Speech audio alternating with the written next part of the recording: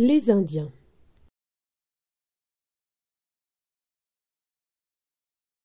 Les Indiens. Texte de Stéphanie Ledu, illustration d'Aurélien Desbas, aux éditions Mes Petits Docs Milan.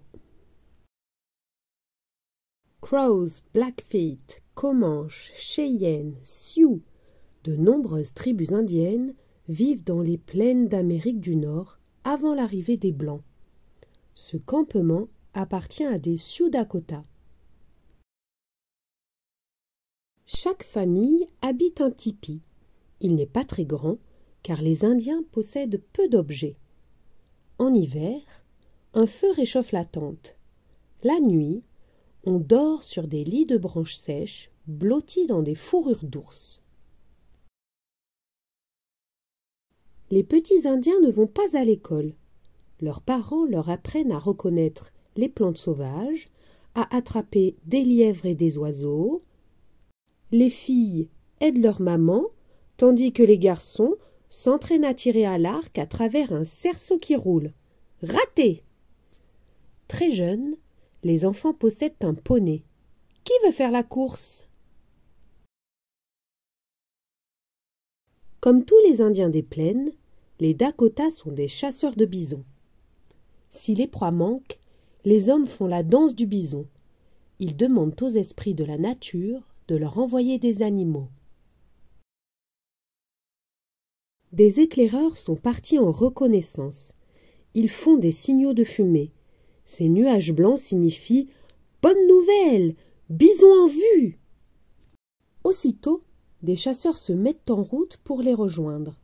Les éclaireurs ont laissé des signes de piste qui indiquent le chemin à prendre. C'est par là. Tuer un bison, c'est difficile et dangereux. Les Indiens ont plusieurs tactiques. Ils peuvent approcher, cachés sous des peaux de loup. L'odeur de ces animaux n'effraie pas le troupeau. Mais le plus souvent, les Indiens chassent à cheval. Chacun décore ses flèches de manière différente, pratique pour savoir qui a tué l'animal. Le clan est très fier. À 14 ans, ce jeune brave a tué son premier bison. Le chef lui offre le cœur de l'animal en récompense. L'énorme bête est utilisée en entier. On mange sa viande grillée ou séchée, on fabrique des armes et des objets avec ses os. Avec les peaux de 12 bisons, on fait un tipi. Ce qui compte le plus pour un Indien, c'est le courage. Pour prouver qu'ils sont de valeureux guerriers, les hommes attaquent les tribus voisines. Avant de partir, ils dessinent des peintures de guerre sur leur corps et sur leurs chevaux. Ils pensent qu'elles leur donneront des pouvoirs magiques. Chut! Sans un bruit, les Dakotas se faufilent dans le campement des Crows pour voler leurs meilleurs chevaux. Le plus grand exploit n'est pas de tuer l'adversaire, mais de le frapper avec son bâton à coups. S'il réussit, ce Dakota ajoutera une plume au sien. Mais attention au tomahawk! Les Dakotas sont nomades. Ils suivent les troupeaux de bisons à travers la grande prairie. Ils transportent leur campement sur des travois tirés par les chevaux et les chiens. En été, ils rejoignent les autres clans de leur tribu pour chasser tous ensemble. « Oh, Kola! Bonjour, mon ami! »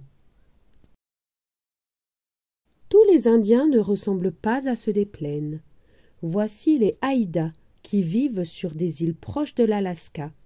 Sur leurs longues pirogues, ils vont pêcher la baleine et les flétans, de très grands poissons. Les Hopis habitent le désert de l'Arizona, dans de hautes maisons de terre. Ils cultivent du maïs, des haricots, des courges. À l'époque, plus de 500 tribus, parfois très différentes, peuplent l'Amérique du Nord. Fin.